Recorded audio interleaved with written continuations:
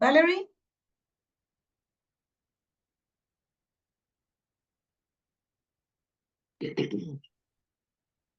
Good afternoon, everyone. Welcome to this session of gLOCAL.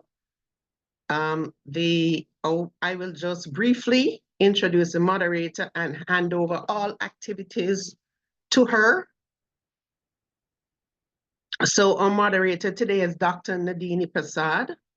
She is a senior lecturer in evaluation at the Sagicor Cave Hill School of Business and Management, University of the West Indies. She's also Deputy Dean of Research and Innovation and Entrepreneurship in the Faculty of Social Sciences at UWI. She is also the Director of Professional Development and Training at the Caribbean Evaluators International. And her focus is on blending together the tools from project management and accounting to improve the practice of professional evaluation. She has several publications in reference journals and books and 3 co-authored books. I'm handing over to Dr. Nadini. Thank you, Valerie, and good day to everyone. Welcome and greetings. Caribbean Evaluators International and its partners, CLEARLAC, the Sir Arthur Lewis Institute for Social and Economic Studies, SOLISIS, and the Global Evaluation Institute welcomes you all to gLOCAL 2024, the theme of which is Evaluation and Transformational Change, Balancing Ambition and Realism. This year's event is special to the CEI as the organization is celebrating 10 years since its founding. The CEI is a network of monitoring, evaluation, and development professionals focused on advancing evaluative practice in the Caribbean. The organization's strategic priorities include increasing professional development, knowledge sharing and networking, advancing the visibility and involvement of CEI in monitoring, evaluation, and learning globally, and advocating for quality monitoring, evaluation, and learning practices in the region. Today's knowledge session title is titled The Road to Adoption and Implementation of the Results-Based Management Approach, the CARICOM Experience. In 2018, the CARICOM Heads of Government, the highest decision-making body, mandated the expedition of the full adoption of RBM by all regional institutions, organizations, and bodies of the Caribbean community. In 2019, the Community Council of Ministers, the second highest decision-making body of the community, mandated the adoption of RBM by all CARICOM member states. Given these 2 mandates, the CARICOM RBM Phase 2 pilot was initiated in 3 member states, Dominica, Jamaica, and St. Lucia, and 3 regional institutions, the Caribbean Examination Council, CARICOM Implementation Agency for Crime and Security, and the Caribbean Development Fund.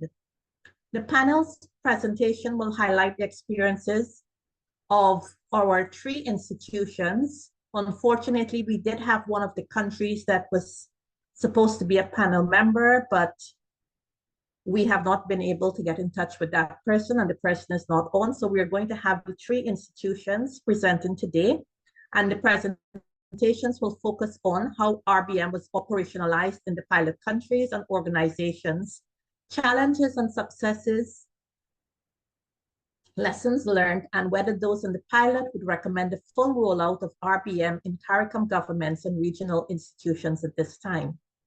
Our speakers today are Dr. Atiba D. Griffith, who is the head Statistics Research and Educational Development Division, CXC. He's an experienced complex systems engineering, data science, and educational professional. He has been an official of CXC since 2015, functioning as the head of statistics, and has direct responsibility for the development and implementation of problem-solving models used in various departments.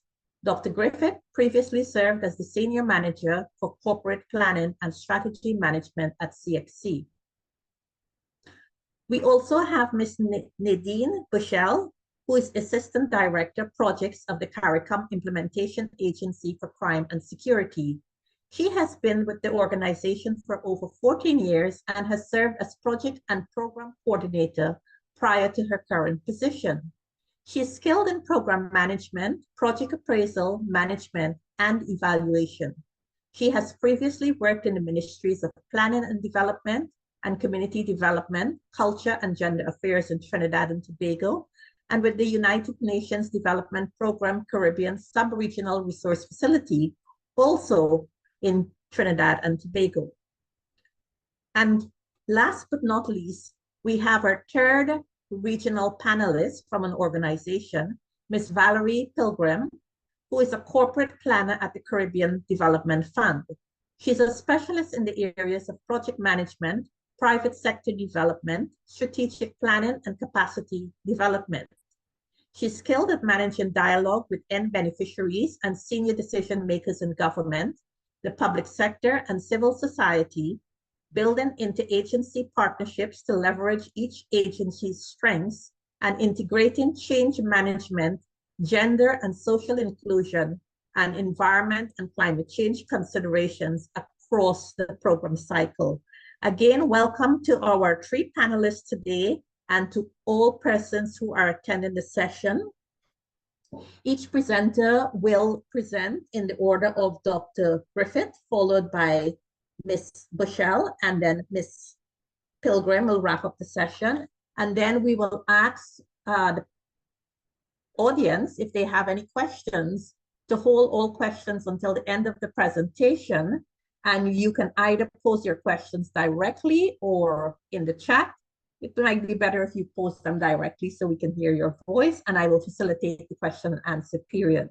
I now hand over to our first panelist, Dr. Griffith. Welcome, Dr. Griffith. Okay, good afternoon, everyone. As the moderator, Dr. Prasad said, I'm Dr. Griffith from Caribbean Examinations Council. And my task here is to highlight our experience with the RBM piloted by CARICOM. So first of all, believe it or not, we were already using RBM when we were asked to join the pilot. So some of the information I'm going to present is our experience with RBM through CARICOM, and then I will end off with showing you some of our actually programming that we use for our own RBM system that we're using at CSC.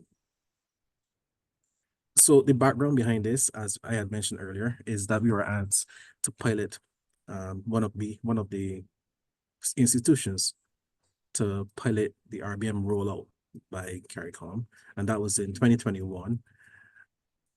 Coincidentally, we were also in the process of developing our 2021 to 2025 strategic plan. So that mirrored nicely with actually our rollout. So we were actually able to compare our rollout of our new strategic plan along with the rollout of the RBM pilot led by CARICOM. So that made a good synergy between our plan, strategic plan, which is based on the balanced scorecard methodology. If you don't know, the balanced scorecard methodology is a form of research-based management also. It is just a different version of the results-based management. So one of the things that we realize with our own rollout and the results-based management rollout is that it has to be training, and there have to be awareness sessions. There have to be buy-in from all staff, because the RBM requires all hands on deck pretty much at all levels. And you definitely need to have your staff trained in results-based management and the system that CARICOM was using. So we had a pretty hefty task because two things happened. We were training individuals on our own system, and then we have to train the individuals on CARICOM, the pilot that we had agreed to with CARICOM. So the next thing for sure is that our experience, as I said, it requires all support from all staff members. The next thing is that the implementation and the operationalization of the actual RBM requires buy-in from all levels, including if you have a board, if you have a council, if you have an administrative committee, whoever gives you support in terms of staffing, in terms of resources, they definitely need to have the buy-in in terms of the RBM program, because you will definitely need their support. In addition, one thing that we found is that the process must be clearly outlined. Of course, you're going to have pivot points where you may need to change or adjust at some point, but the process itself must be clearly outlined so that is easily communicated to all staff. Now, the next thing that we realize 3 years in, even the first 6 months in, is that there's always a continuous training approach with the results-based management pilot. With our own system, we realize that you need to keep staff trained. As things change, as things are modified and adjusted, they need to be aware, and that will come through the continuous training approach that we adopted. Now, to the challenges and what I call advantages, one of the major challenges that we found was the type requirements and also the training required. Because remember, most of our institutions, we have assigned tasks and objectives already in place. So you have to be aware that you will need to adjust some of that scheduling to accommodate the training required for the results-based management to work as it should be, and for the rollout to be as smooth as possible. On the advantage side of things, though, one thing there are many advantages that we saw, but 3 of the main advantages that we realized was, the first one was connecting your corporate objectives, to all levels of the organization. So because of how the RBM is structured, all of your tasks, what we call your projects, must be connected to the overall objectives so that you can easily track them.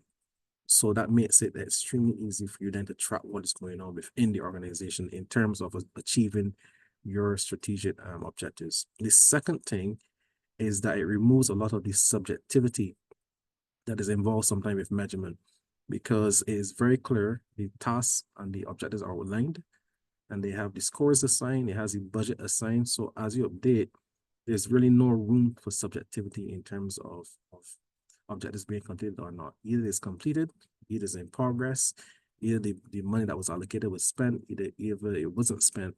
Those things are easily identified in terms of the results-based management approach. And the final thing is that it makes your reporting and updating easier. It's easier to automate because you have a plan which is structured. Then you have continuous updates throughout the month or quarters or semi-annually or yearly, depending on the type of measures that you're using to track your achievements and your completion of tasks and projects. So it makes it extremely easier to keep track of what's going on in the organization. And finally, based on my experience and CSC's experience, we would definitely recommend that the RBM program be rolled out to all institutions of CARICOM, which will assist CARICOM as a head body in monitoring and evaluating all of the projects that we're doing that contribute to the development of CARICOM.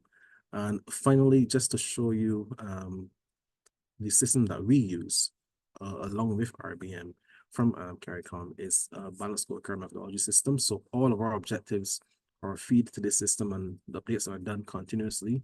The scores are erased just for confidentiality purposes, but you can see all of our objectives are structured, laid out. They're from 1 to 13, but the screenshot is just to show you how they're structured. It links back all of the departments, which we will use that with the results-based management program for CARICOM. It will be more a macro level if you're feeding into the CARICOM.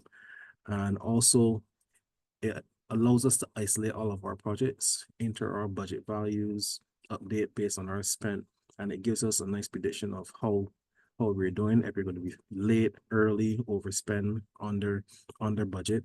So you can do this with results-based management because it allows you to track everything that you're doing that leads to your strategic overall objectives. So those were just 2 of the slides outside of RBM system that we use at CSC to actually complete our tasks and meet our strategic objectives.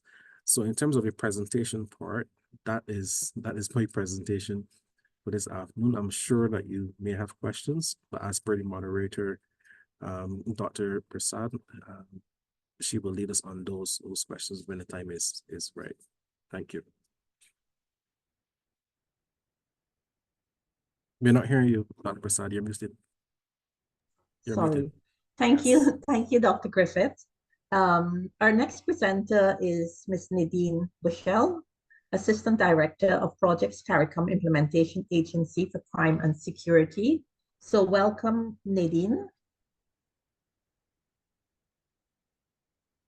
Good afternoon. Are you all seeing me properly and seeing the screen? We are seeing you and seeing the screen. Okay. Okay, so my presentation today, what I will basically seek to do is give a brief overview of CARICOM impacts, because I want to start off by doing that so I can link the RBM process and our experience to our specific context. Then I will go into some of the challenges that Impacts has experienced with respect to the implementation of the program, as well as some of the successes that we have had and what I think would be useful to ensure that this is sustainable throughout the CARICOM institutions and the member states. So CARICOM Impacts has been established since 2006, and we are the implementation arm for the region's architecture to manage crime and security in the Caribbean. I'm putting up this slide here with respect to our structure, because from my perspective, our results-based management framework must be able to permeate the different levels that we interact with as an institution. So from Impact's perspectives, our key stakeholders are commissioners of police, chiefs of immigration, military heads, chiefs of customs, heads of intel and financial intelligence units, and heads of corrections. And our projects and programs come from this grouping of persons, so we interact with them. So we want to be able to show results to this grouping. And also our supervisory body, which would be our Council for Ministers for National Security and Law Enforcement, because they provide oversight and they also are the key players in terms of ensuring that the agency is adequately resourced. So showing results to these groupings are critical to the success of any results-based management program. Impacts, we are not a very complex organization, but we're an organization that consists of three arms. So we have a headquarters based in Trinidad that is primarily administrative. We focus on policy and strategy, resource mobilization, and legal support. And we have two operational entities who deal with things like targeting of passengers and cargo, maritime awareness, support to immigrations and customs. So they're very, very operational.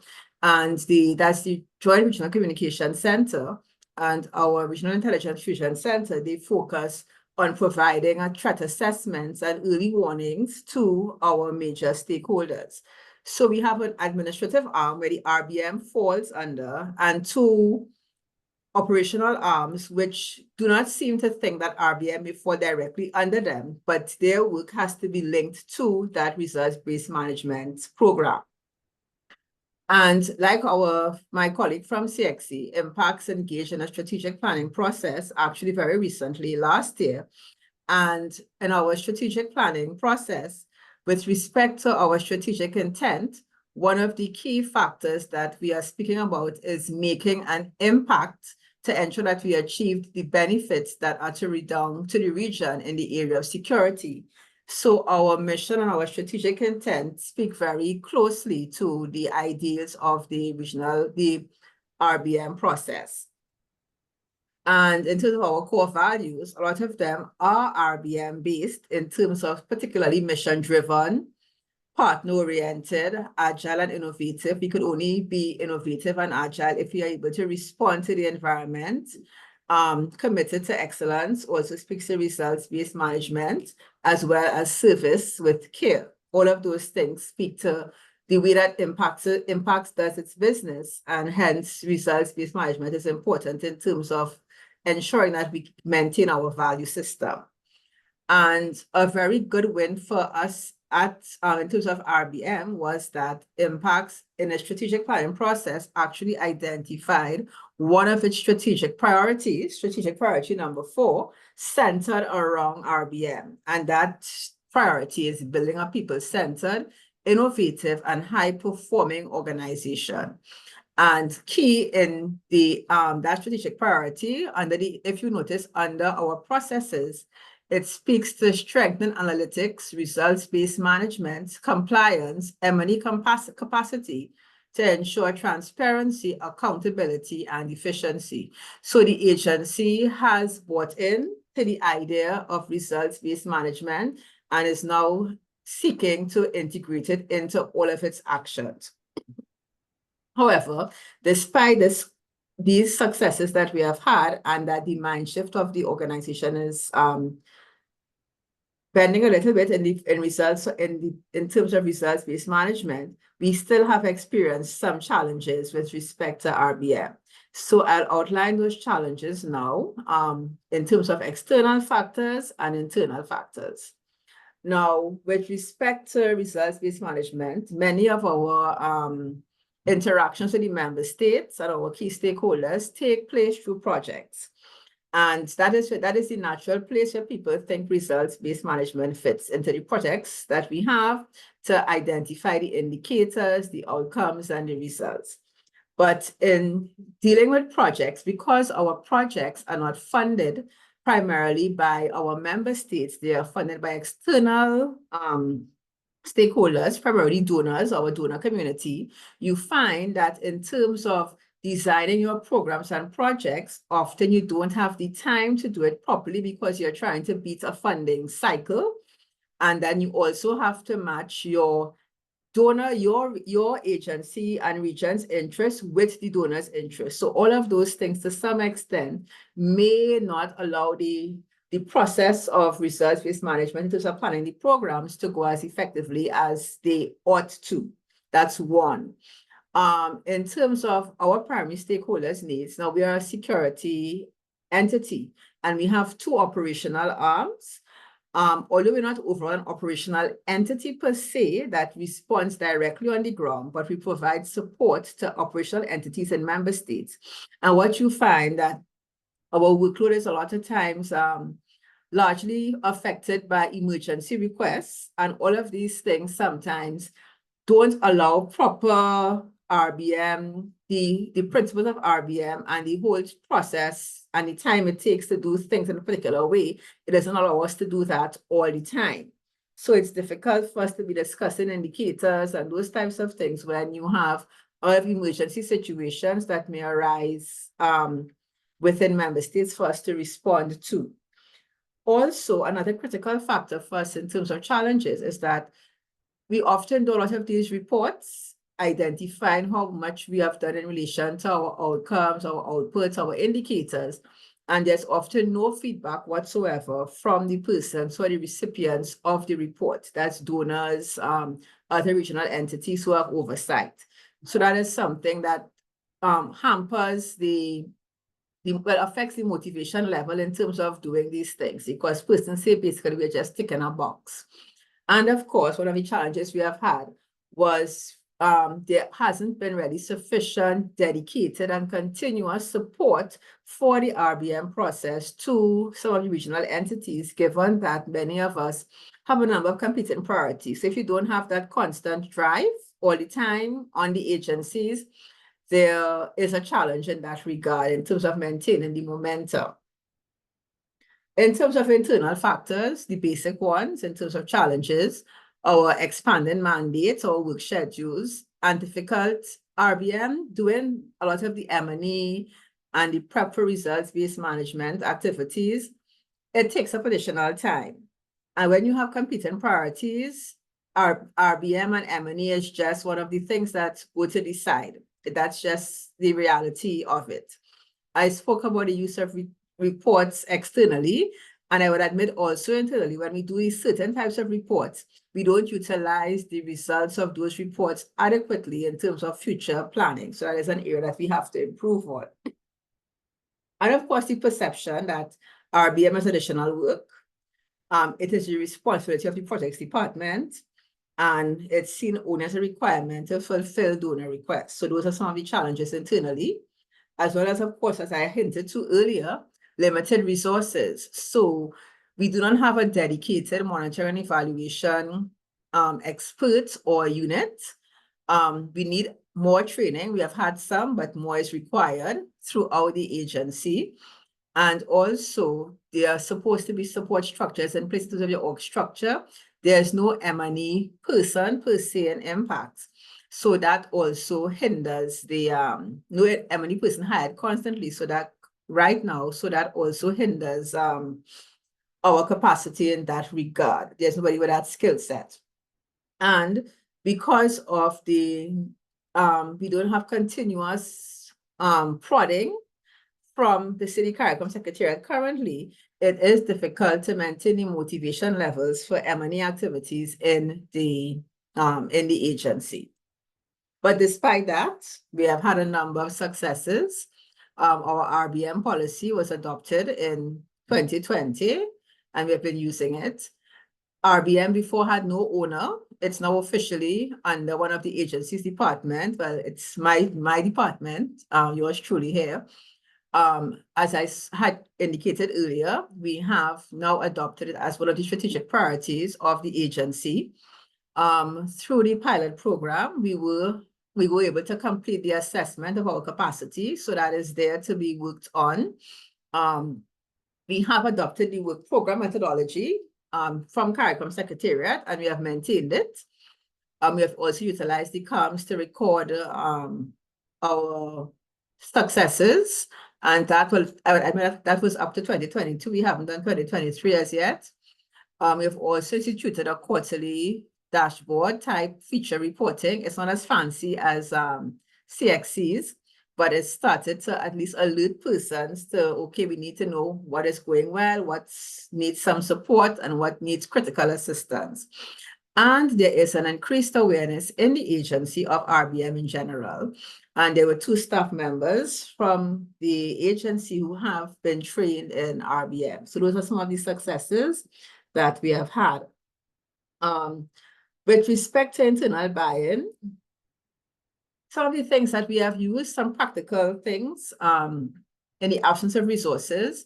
Now, a lot of times we're doing projects and we have to report on the projects. And like when we come to the end of the projects, and we're now trying to really pin down what we have achieved and what we have not achieved, it has provided me an opportunity to highlight to the staff some of these shortcomings in our project design that were linked to not having an RBM approach at the point in time when the project was being designed. So that is one of the things that I've been doing. And also where RBM principles were applied and worked well, I highlight those as well.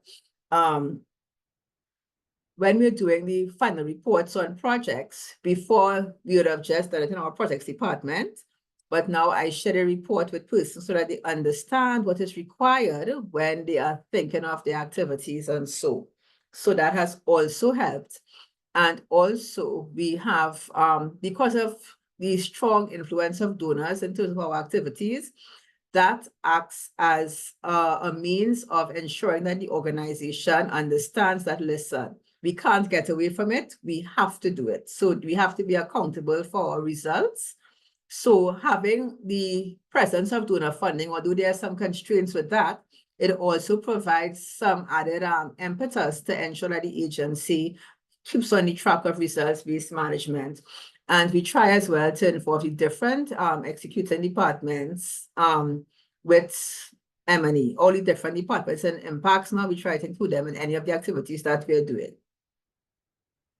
In terms of coming to the end of my presentation, in terms of sustainability, from Impact's perspective, what I think is required is that there needs to be currently a re-energization of the RBM process to keep the motivation levels up and to ensure it's a front burner. There needs to be, of course, the ongoing engagement of the CARICOM Secretariat, and also some guidance in terms of helping the institutions in terms of rolling out RBM to the different levels in the organization. because it usually ends up being one person's responsibility. And I think it's important for CARICOM to help us in terms of that aspect of how to make it agency wide. And of course, I think there needs to be a closer linkage between the strategic planning process at the Secretariat and a lot of its partner agencies. And I think my last point, and the main one I want to make, is the need for simplicity, because a number of persons see a lot of these templates and a lot of these things, and they get very scared by it. So we need to simplify the process for our stakeholders. Also, I think there needs to be a structured approach across the different entities to ensure that there are minimum standards. So we have some minimum guidelines for member states that would help written guidelines. There are agencies that are doing well. So for instance, CXC has its fancy dashboard. They can probably assist other agencies in terms of how they can go about, either if it's acquiring a professional to assist them with it or even providing the direct assistance themselves. And I think there needs to be a communication strategy from CARICOM in terms of the RBM to ensure that common message is shared. And of course, there needs to be dedicated resources. With all the dedication of resources, financial, human, technical, it will not stick with the member states. So I think that's my contribution to the panel discussion today. And I'd just like to thank you for your attention. And I hope I gave some practical experiences of impacts. So thank you. Thank you, Nadine. And our final panelist today is Ms. Valerie Pilgrim, Corporate Planner at Caribbean Development Fund. Valerie, welcome again. And I now hand over to you for your presentation.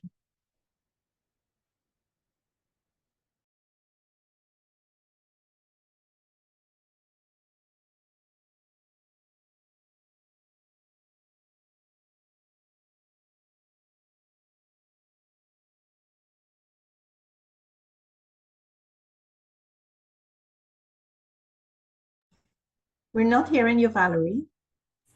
Oh, my apologies. My apologies. Good afternoon to the host. Thank you to gLOCAL for inviting the CDF to present this afternoon. And good afternoon to the participants. So I will share with you the CARICOM Development Fund experience in implementing RBM.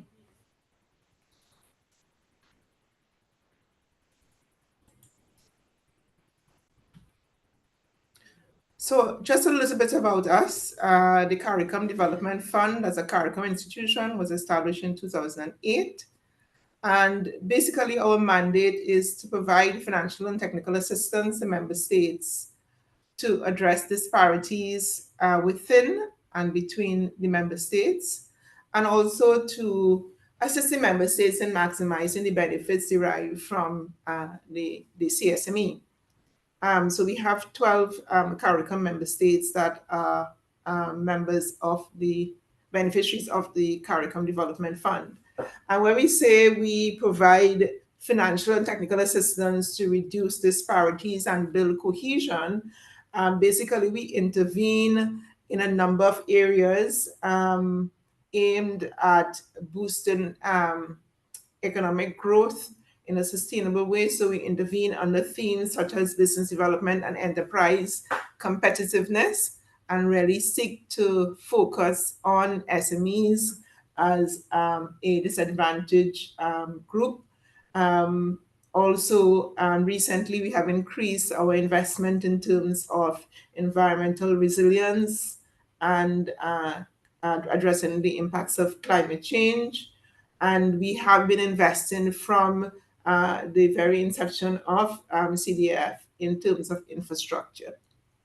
And not necessarily large infrastructure projects, but basically infrastructure projects that, for instance, will create a more enabling environment for the private sector, improve access to social services for disadvantaged communities, etc. So that's a little bit about the CARICOM Development Fund and what's driving our focus and our continuous pursuit in terms of the implementation of RBM. Of course, like the other CARICOM institutions, we are responding to this regional mandate to adopt RBM to address what is now referred to as the implementation deficit in the region. We also benefited from the diagnostic done under the CLEARLAC CARICOM Secretariat program, where essentially the CDF's capacity in terms of RBM implementation was diagnosed and gaps identified and recommendations made. But for us, some of the very direct motivators come from the fact that for the CDF, we can't rely to the same extent that we did in the past on member states' contributions to the organization. So the reduced capacity of member states to fund the organization and the need for the organization to mobilize more resources, more non-core resources is an important driving force. And that was emphasized by several mandates from the heads that the CDF should actively engage in mobilizing resources, including resources from the financial markets. Of course, at the CDF, the Board of Directors commission an independent evaluation of the organization every 5 years. And of course, the management and staff have to report to the board in terms of how we continue to address recommendations coming out of the evaluation. And the evaluation has consistently looked at our performance in terms of results-based management and made recommendations for addressing the same. Given our need to mobilize resources and to depend less on core resources, and given our ambition to be more relevant to the member states, we do have a strategic plan and we have objectives that really look at substantial growth over the 5-year period. So we are very much driven by this ambition to grow the organization, to mobilize more resources, and that means to do so, RBM becomes extremely relevant. We need to increase our results-based management capacity if we want to more clearly communicate the organization's mandate, communicate how we are going to contribute to addressing cohesion in the region, communicate our actual impact in terms of addressing cohesion in the region. And we are also continuously required to demonstrate to potential partners the fact whether we have a very robust program management framework. And this is something we will recently approve for GCF accreditation. And going through the accreditation process, there was a lot of emphasis on demonstrating a robust program management capacity.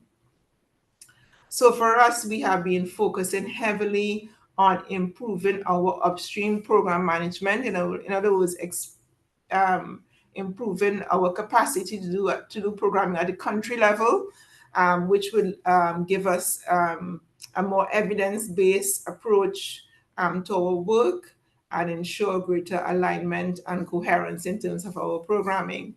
And we have also been focused on improving project management capacity. So what are the challenges that we face at the CDF? I think our challenges are quite similar to those at the CXC and also at Impacts. So for us, we have the challenge of access to data. So we need to have more evidence-based programming. We need to have what we call access to level 1 data. We need to understand what are the major constraints to cohesion building in the member states. How are they progressing from one cycle to the next in terms of improving the level of cohesion, or how are they not progressing? And for the major challenges that they face, understanding what are the root causes of those challenges, what are potential solutions, and what are some credible pathways to change in terms of addressing those problems. We also need to understand what are the development priorities of other agencies in the space, because we are operating in a space with several agencies. What are their priorities, and also what are their planned and ongoing interventions, so that our programming is also coherent with theirs. So that's looking basically at the country level. So when you look at internally at the CDF, we too have challenges in terms of our the quality of our projects, starting with the projects, are they evaluable or not? So we have what I call our quality at entry challenges with our projects. They need to be more evaluable. And up to recently, we had a challenge where we lacked a finite set of indicators around which we design projects. So you had a wide range of indicators, and it made it very difficult to aggregate your results upwards and really communicate what you have planned and what you have achieved. In terms of challenges, we also have a challenge with monitoring capacity, not only within the organization, because we fund projects, so we don't execute the projects. The projects are executed by the member states. So you do have this challenge in terms of the capacity to collect and analyze monitoring data for collective learning, but very importantly, for making decisions during implementation, so that you can continuously adjust your approach to implementation and reduce delays and improve project efficiency. And like many other agencies in the region, we have a significant challenge with efficiency and very expanded timeframes for project implementation, which of course slows the delivery of solutions. The other challenge is the human resource capacity within the CDF. CDF is a very, very lean organization, very small staff. So we do have human resource capacity in terms of understanding key RBM principles internally, also project design capacity, and especially capacity to properly integrate environmental considerations, gender and social inclusion considerations, climate change considerations. So within, we have those challenges, and of course, within member states, you also have that challenge. At the CDF, as a small team, we do lack specialist skills in communications. And so we do suffer a lot from that capacity to communicate internally and externally, and also the capacity to communicate development results. So we are in the process of looking even at our annual report and looking to see how well, as one of our main reports, we do communicate our results through that report. Data management capacity.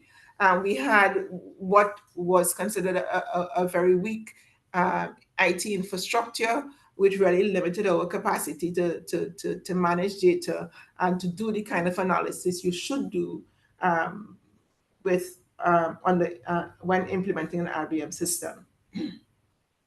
And I think my colleagues also spoke to this, the challenge associated with small size. So it is very difficult at times to break the operational cycle and get people into training and get people into focus into capacity building.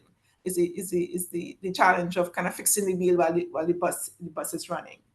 And change management capacity, RBM is all about change, and the capacity to really manage change in a systematic way, so that you build that kind of change momentum is also a challenge. So I know the time is going, so I will try to speed up. So in terms of successes, so like impacts, we have introduced an RBM policy. We have also introduced a gender policy, ESS policy. So we have improved our policy framework. We still lack an evaluation policy, so that is going to come sometime in the near future. We sought to improve our level of country programming, and this is very much a work in progress. This is not yet complete. So it was important for us to be able to more directly link our projects to the priorities of the member states in terms of their cohesion building needs. And therefore, we wanted to improve our country programming. And that is ongoing in terms of investing in very specific studies to identify member states' needs, and also collaborating with other donors so that we can understand how the CDF can partner with them, given their mandates, to address the member states' needs.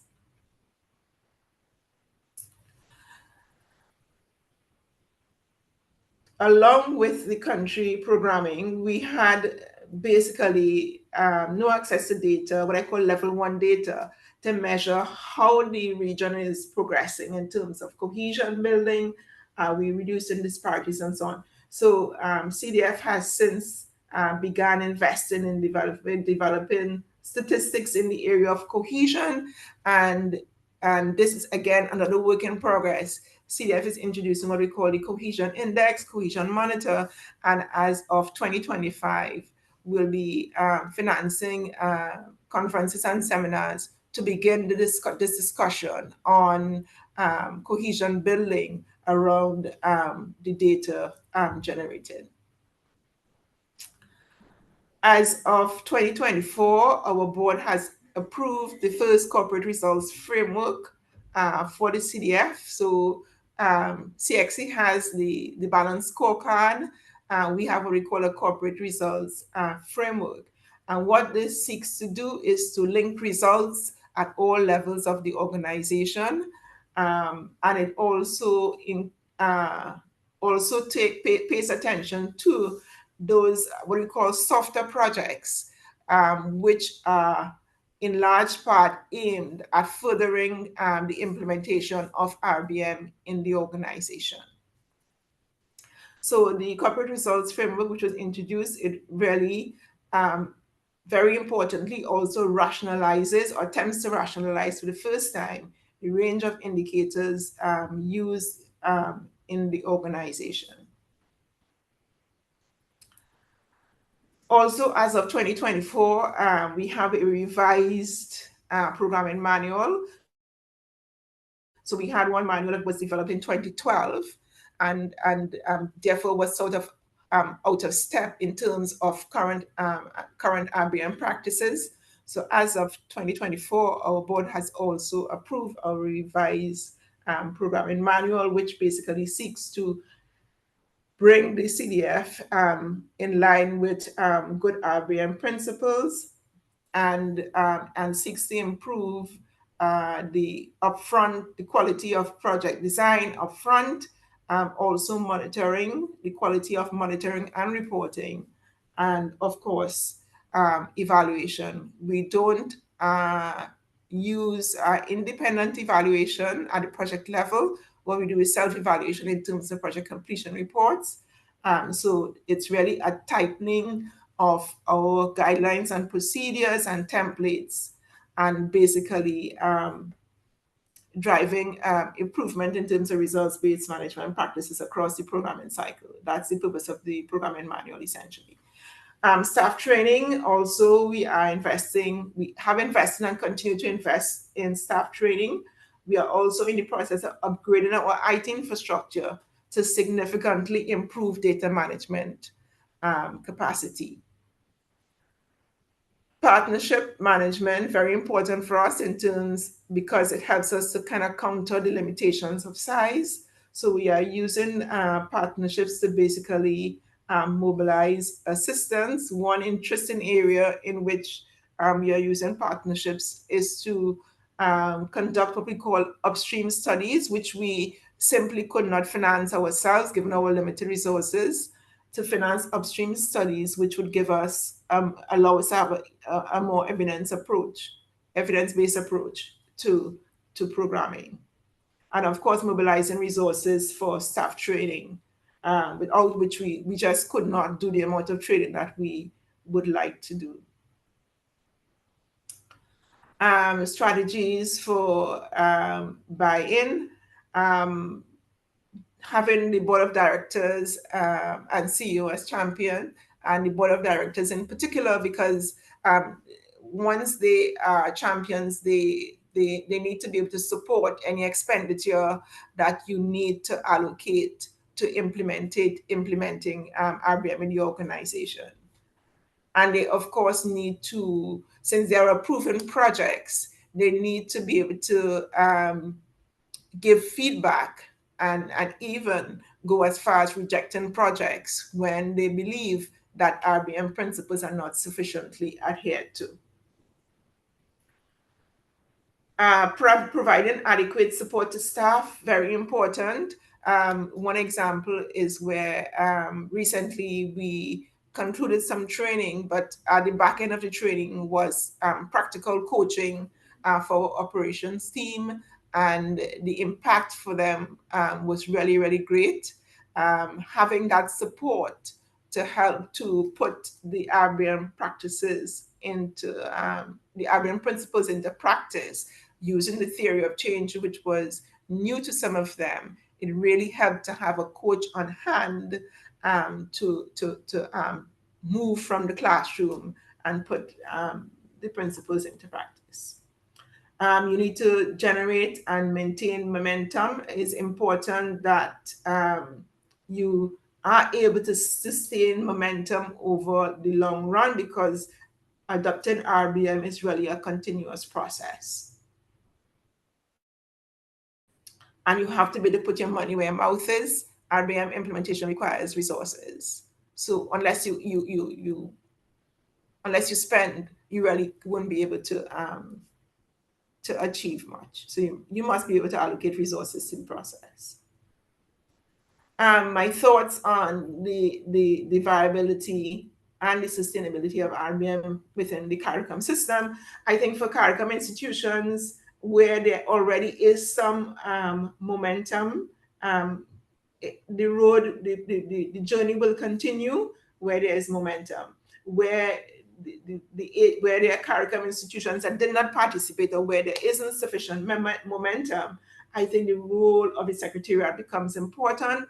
The Secretariat needs to be that be the driving force for the other agencies, and therefore the capacity of the Secretariat is going to be important to sustain the implementation process. I believe that the member states will continue to benefit from support from the larger development agencies, and also there's this transfer of skills that occurs during the implementation of projects. So member states will continue to benefit from that way, but of course at different paces depending on their baseline capacity. So thank you very much. I hope my presentation was not too long, but certainly we want to convey our thanks to the CARICOM Secretariat and to the other regional institutions who shared their knowledge along the way, and to the CLIRLAC and GEI team. So thank you so much. That's it. Back to you, moderator. Thank you, Valerie. So thanks to all three of our panelists, Dr. Griffith, Ms. Bushell, and Ms. Pilgrim. It is really heartwarming, I would say, to hear that you have implemented and you are seeing successes. It's something we've been waiting for such a long time. We always see the challenges, but we haven't really heard the success story. So we're really, really thrilled. I'm sure Valerie Gordon is feeling the same way. that we are actually seeing some successes from the three organizations in the pilot. It is a real pity that we don't have any of the countries represented here, because it would really be interesting to see what is happening at the country level in terms of the public sector implementation of RBM. But maybe we can have a panel, Valerie, after gLOCAL week, where we can bring together the countries to hear what their perspective is. At this point, I would like to invite comments or questions from the audience. And remember, you can just speak. You don't need to type into the chat. So any questions for our panelists at this point?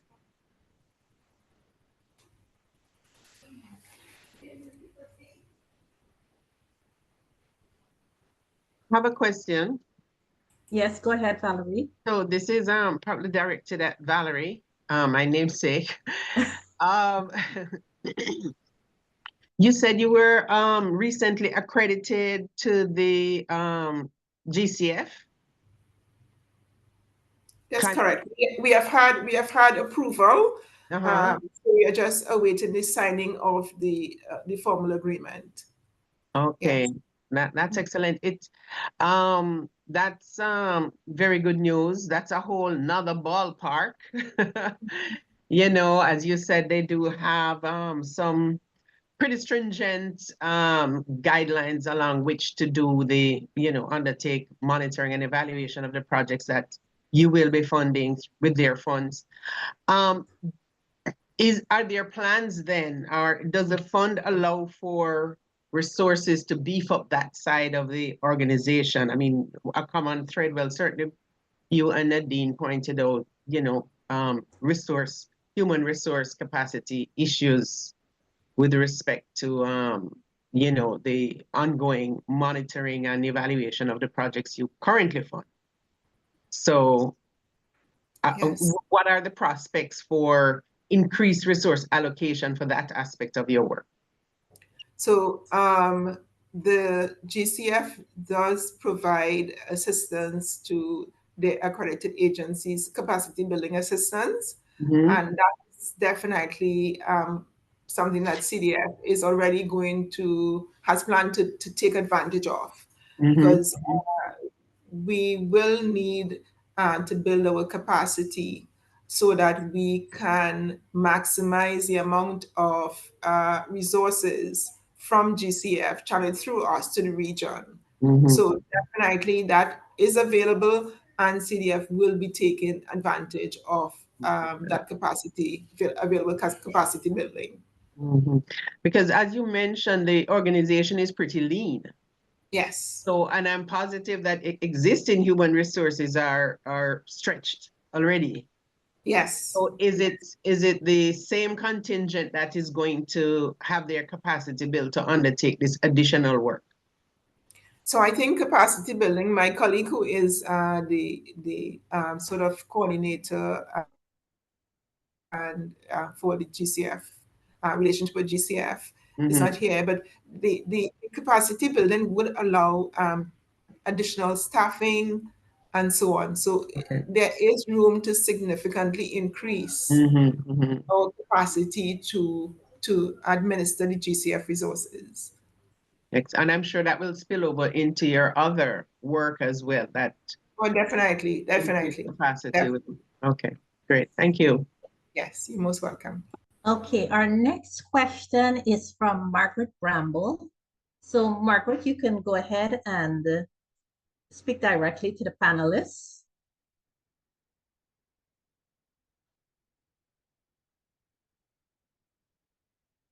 Not sure what is happening there, but in the meantime, we have a question in the chat, and this is to the CXC rep. Can you explain a little more about the balanced scorecard methodology? Okay, thanks for that question. So the balanced scorecard methodology, what it actually does is tie back your objectives into operational activities, which are then linked to individuals and departments. So what that does is that it allows you to track from every level. So for the methodology, they refer to them as something called tiers. So it allows you to track, say, level 3, which would be considered an individual level, up to tier 2, which would be considered departmental or divisional level, then all the way up to corporate level, which is considered tier 1. So what that does, it isolates every single point of the activity and link it back to the individual objectives, which are usually your objectives that you get on a yearly basis, your tasks, etc., your projects that you're working on. That links back to your department that you're in, your division, and then all the way up to the corporate level. So what that does is that it allows you to have oversight over all of your engaged activities that has some influence on what we call your strategic plan, pretty much, your strategic objectives. There are many ways that this is implemented and distributed. The most common structure is that you have at least 4 perspectives, which is usually, for example, in our case, we have stakeholder perspective. We have a financial stewardship perspective. We also have what we call operational perspective, which is mostly like technical operations. And then we have our organizational perspective, which deals with our human resource, our skill building, etc. How you structure that is up to you, but the methodology speaks to what we call perspectives that should be followed. So it is a form of results-based management because it has the same structure in terms of aligning your budget with tasks, and then align those tasks with objectives, and align those objectives to make all the corporate overall strategic outcomes. So in a nutshell, that's the easiest way to explain what the balanced scorecard methodology is. There is a certification for it. I'm balanced scorecard certified as a BSP, which is a balanced scorecard professional. So it is something that is used throughout the world. A significant amount of companies use it. So I mean, you can, once you type in balanced scorecard methodology, balanced scorecard institute, you will get a lot more detailed information, but it is a form of results-based management. I hope that answers your question. Thank you, Dr. Griffith. There's a follow-up question. How does the balanced scorecard methodology relate to the logical framework?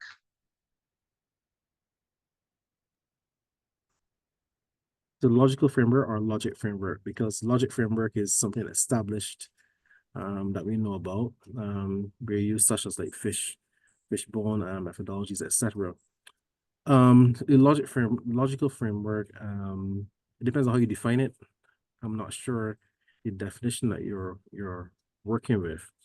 Well, Morgan Phillips, can you put on if you your can speak, microphone? if you can speak, that'd be easier. Yes. To give some and context. just explain, provide some context to Dr. Griffith, please. We seem to have shy participants who want to speak.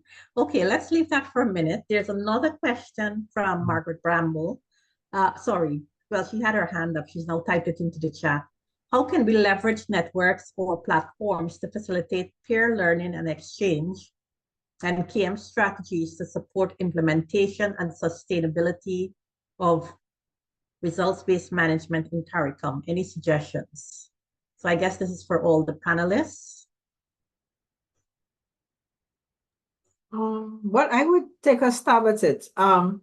Like from Impact's perspective. So today we had this session, and you heard that CXC has this this platform that they have. So it would be useful for me to like engage with Dr. Griffith to determine, okay, how did you get the platform up and running? Did an external consultant come to help you? Was it done in-house? And the process you would have gone through to do it. So I think CARICOM Secretariat, from their perspective, can act as a coordinating body to determine, like, okay, those successful initiatives within member states or within the different entities, and act like as I want to say a repository of information that, okay, if I think I want to find out, I want to do a specific dashboard, if I can reach out to the CARICOM Secretariat, say, do you know if any of the institutions have done anything like this? Who can I liaise with? So I think having a database of the successes and the progress that the different entities and the member states have made would be useful in terms of us, one, approaching them to get the assistance from the persons. They could also have regular platforms to share information. I'm not sure how much time people have for something like that, or what appetite they have for something like that. So that would be two of my suggestions in that regard. Thank you, Nadine. Any other comments from the other two panelists on this question? So, so my contribution, I think it definitely can make a big difference in terms of being able to leverage networks. If we have, let's say, for instance, you can just get access to information in terms of experts residing within networks, get some coaching, even though it may be limited, and that would be excellent support. I know for sure that in our case, we benefited from sharing information with the CDB that is more advanced than us in terms of implementing RBM. Also, the IDB, again, understanding how they have developed their information systems to support monitoring, etc. So definitely, I think very, very worthwhile suggestion. Thank you, Valerie. I see that Morgan has his hand up. Morgan, you can go ahead, please. Just unmute yourself. Okay, hi. So this is on the follow-up question related to how the balanced scorecard methodology might be related to the logical framework. So from my understanding, a log frame is a table that lists all the various program activities, short-term outputs, medium-term outcomes, and long-term goals. So it would also have the similar objective of allowing for oversight of all activities related to a strategic plan.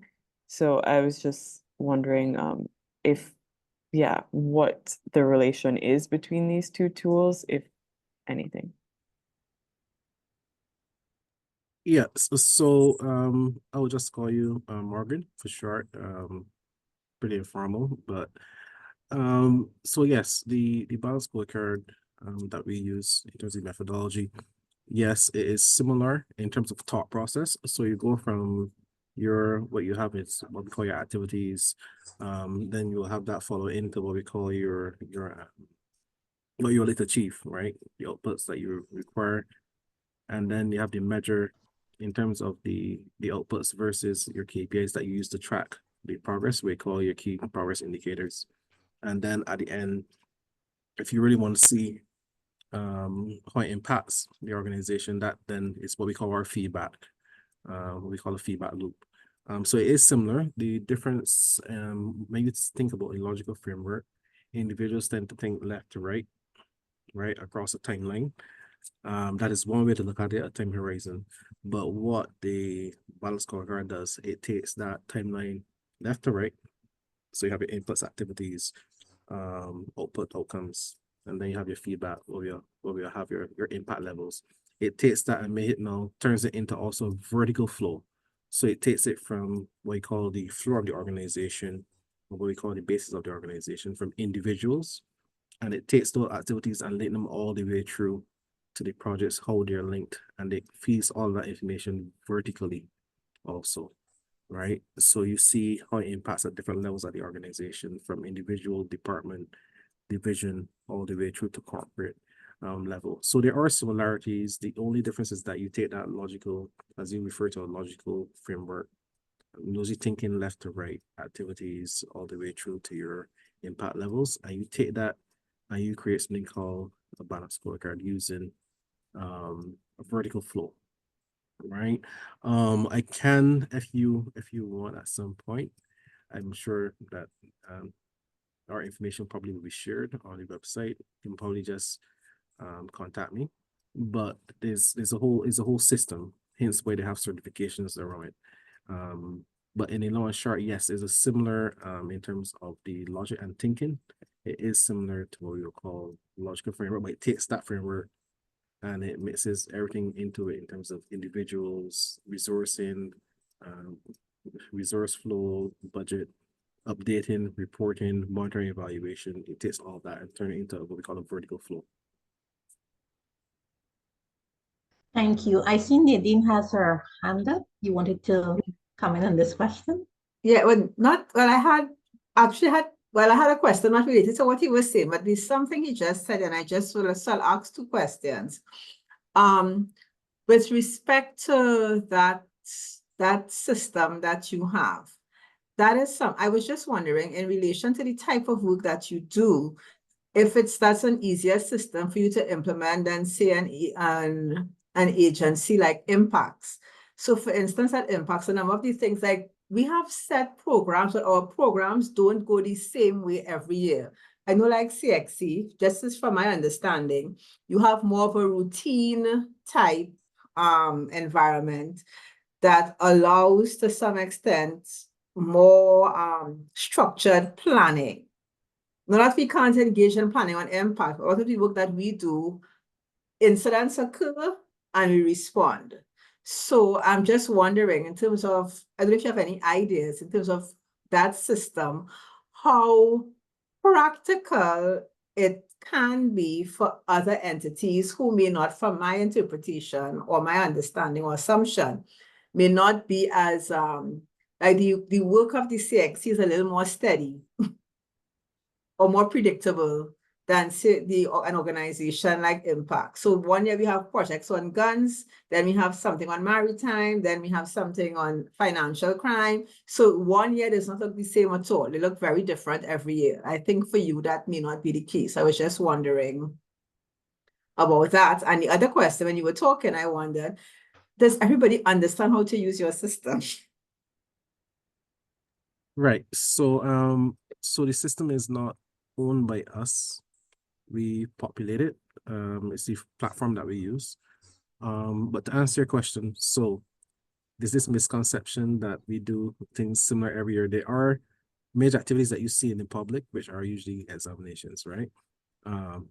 CAPE, CSEC, CCSLC, or examinations. But there are also strategic outcomes that we have to meet, like, for example, development of our different examination platforms, marking, all those things. Those things are not as steady. What you will see is the output. You will see the examinations. That's our activities. But we have a lot of different projects that require what I refer to as what we call probabilistic planning. So probabilistic methodology may more apply to you, but that doesn't change what we call our strategic map. Our strategic mapping still ties back to stakeholders, financial stewardship, business processes, and what we call organizational capacity. Those can easily fit into your realm in terms of a strategic map, but it's how you link them that is going to make a difference. So listening to you, yes, you may have a project in terms of guns 1 year, then maritime 1 year. You may also have community outreach going on at the same time, but those are all time flows. So when they happen, you can slot them. That's more probabilistic.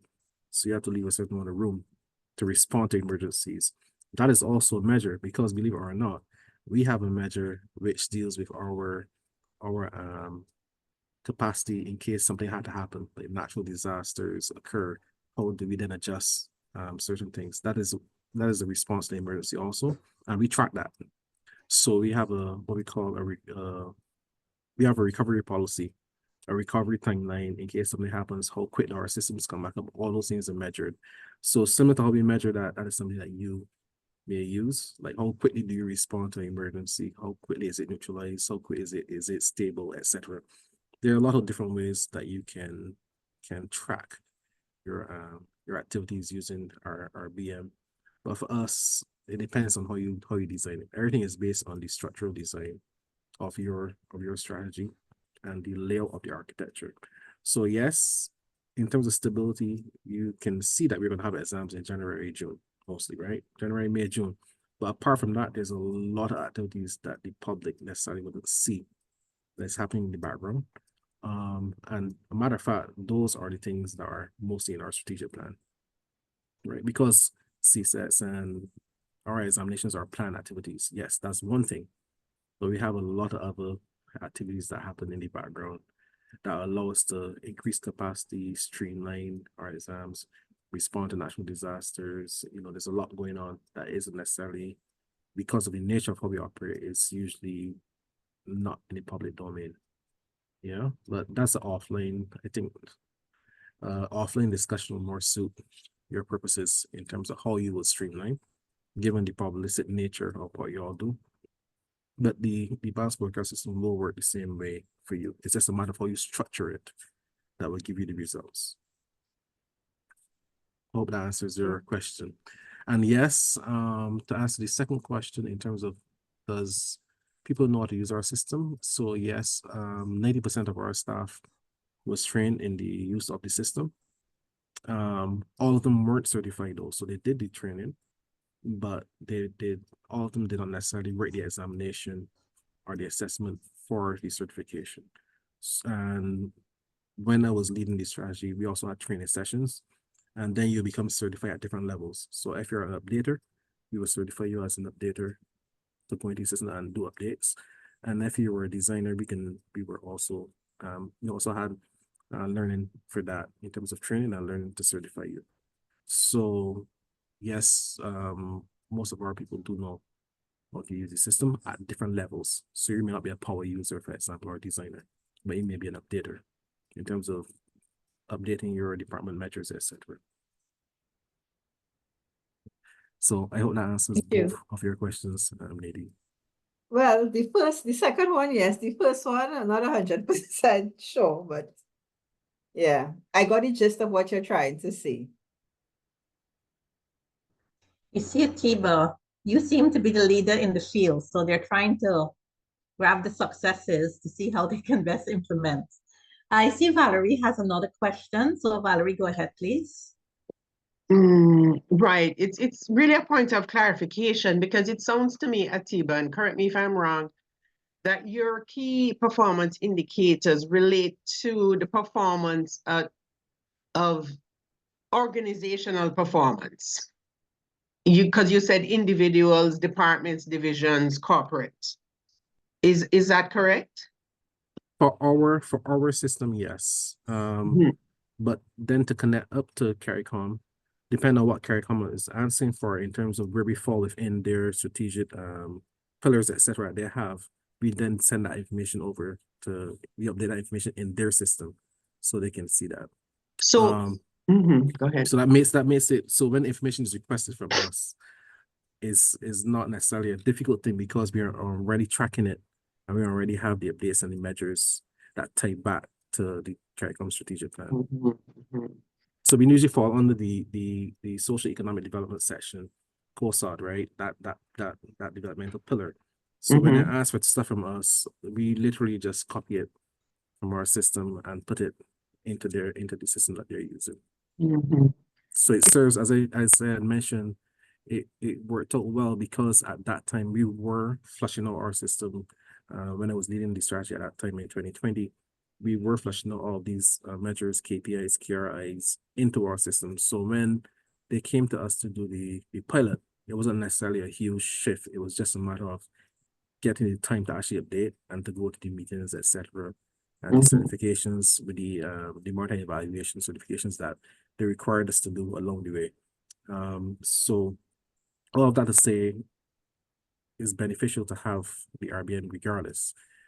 To feed to CARICOM, you really should have your own system that takes that information and then you can present it to CARICOM to give their overall performance for the institutions. Right. So there's two things happening to clarify. We have our own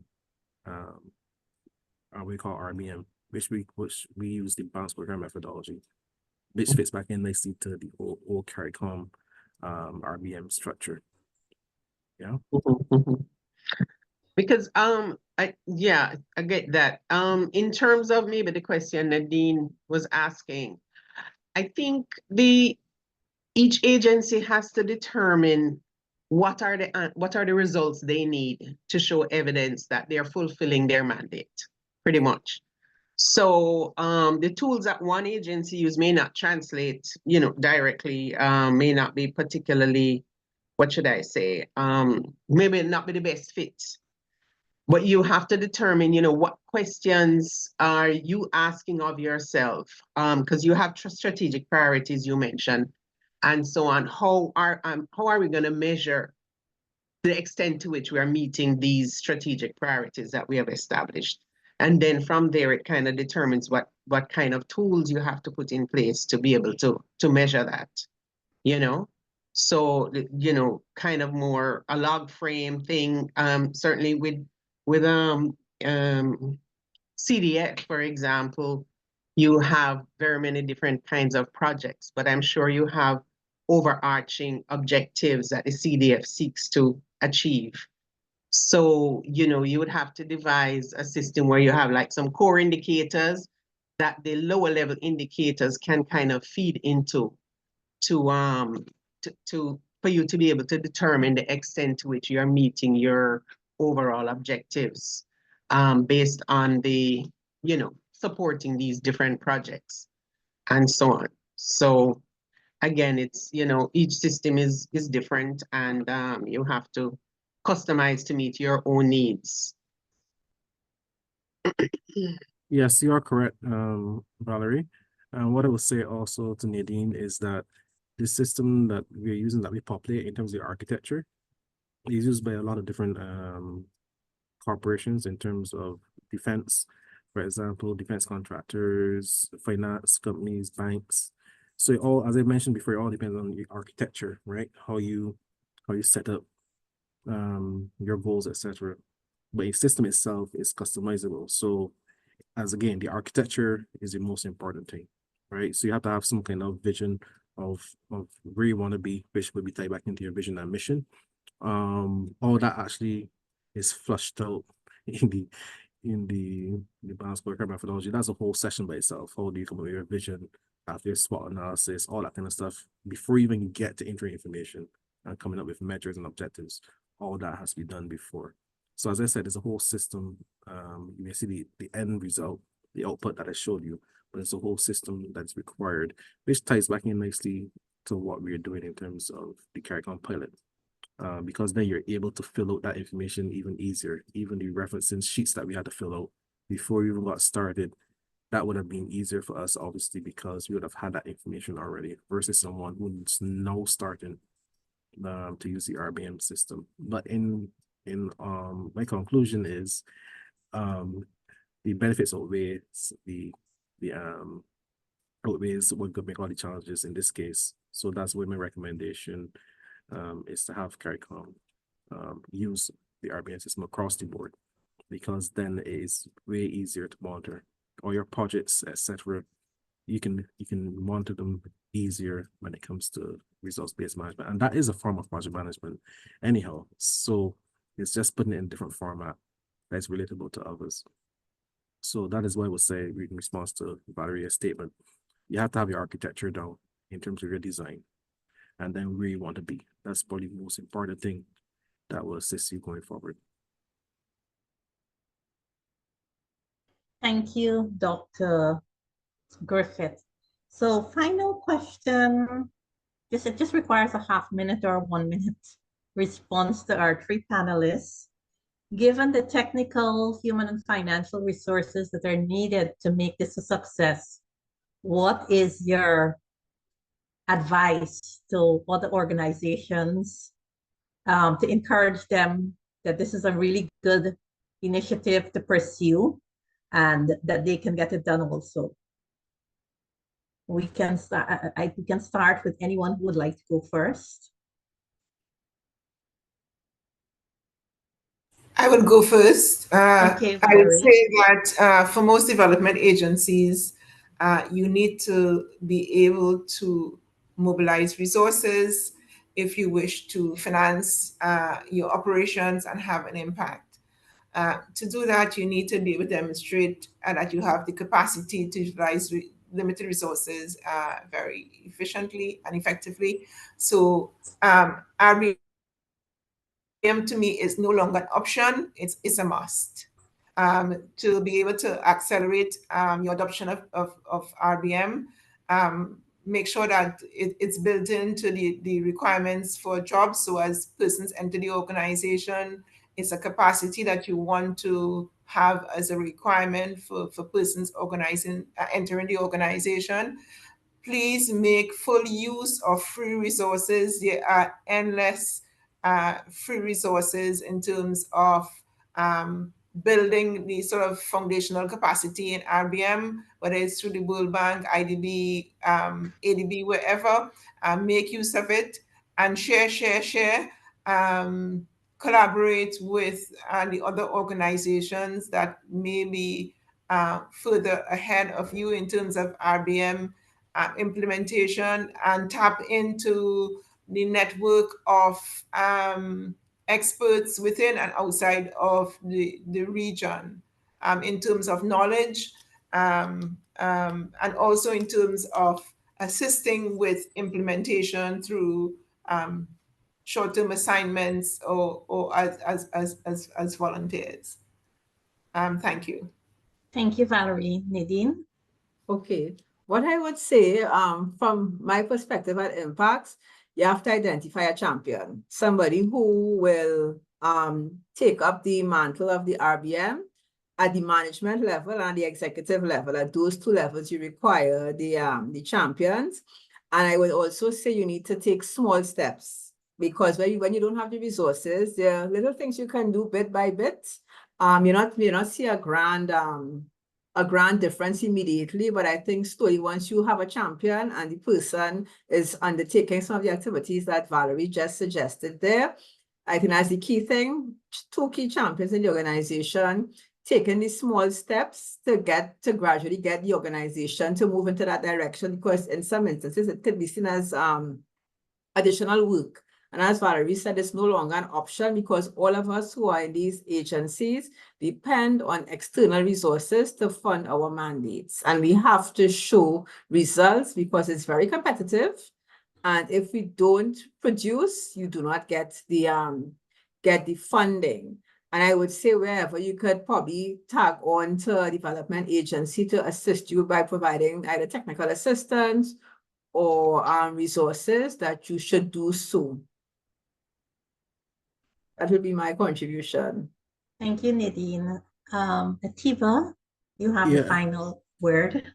Yes, so my contribution to that is, yes, in most cases, anyone funding something like to see results, and that is usually the motivation to continue funding or to allocate resources. So from my experience, you have to show what you can do based on what you have and what will make it better in terms of the outputs and outcomes and the impacts.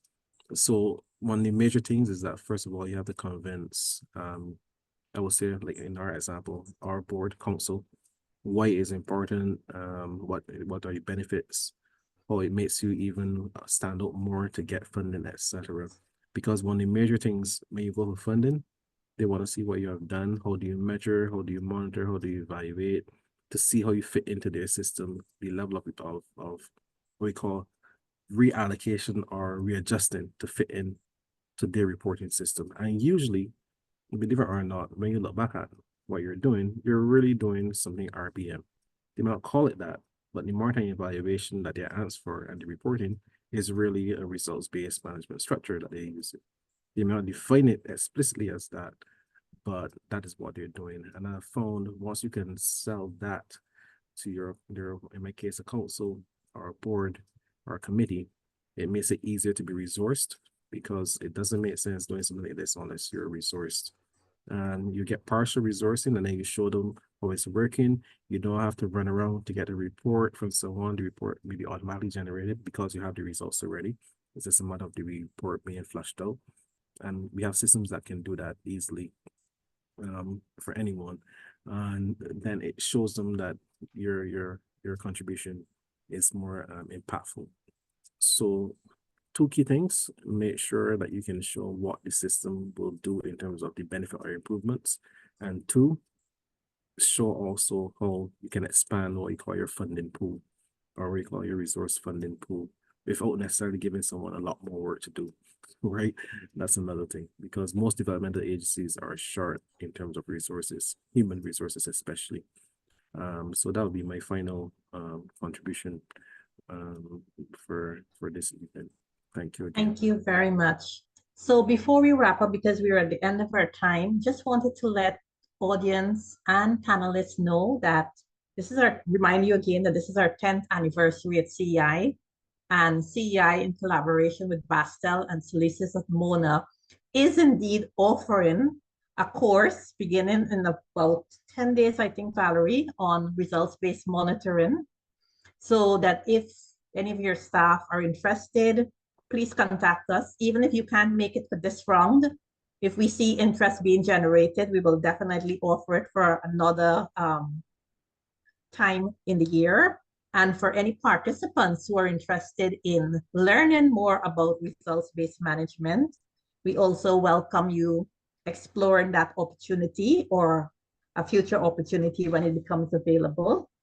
At this time, Can at I this just say, add yes, one go thing, ahead. Nadine? So glad you brought that up, because I was going to mention that. And maybe for the particular interest of Valerie, we have 2 organizations in the cohort coming up who are also just accredited to the GCF.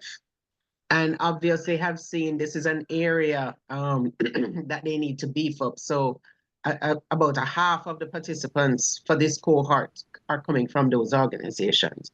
So it's Excellent. something, yeah, it's something you all should Please share the information on the course that's coming up so I can share it internally, please. we'll send it to everybody. Thank you. Thank you so much. Okay, so I would like to thank our 3 panelists, Dr. Atiba Griffith, who is the Head Statistical Research and Educational Development Division, CXC, Ms. Nadine Bushell, who is the Assistant Director Projects of the CARICOM Implementation Agency, Crime and Security, and Ms. Valerie Pilgrim, who is a Corporate Planner at Caribbean Development Bank.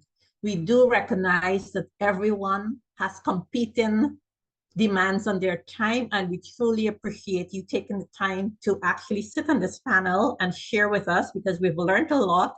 I hope we can capitalize on the success stories, because right now we're only seeing the challenges, but we can capitalize through publication on the success stories and share, disseminate, so that other organizations and entities can learn from what you have been doing. So we thank you once again for taking time out of your very busy schedules to be with us today. Have a great day, everyone. Thank you. Take care, Bye. everyone. Thank you. Bye-bye. Bye. Bye-bye.